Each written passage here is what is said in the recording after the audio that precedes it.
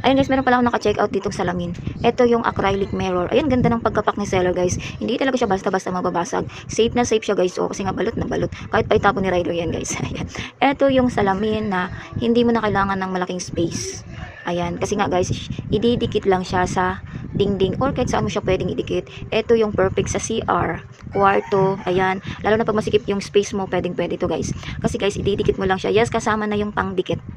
Ayan, kasama na yan sa pag-check out natin. Available naman siya ng size guys. Meron siyang mga whole body size. Ito lang yung aking tinray, 20 by 20.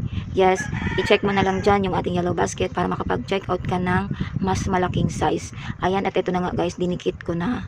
Ayan, dito lang yan sa hagdan namin, nilagay ko. O diba, sobrang linaw. At ang ganda-ganda ko pa dyan.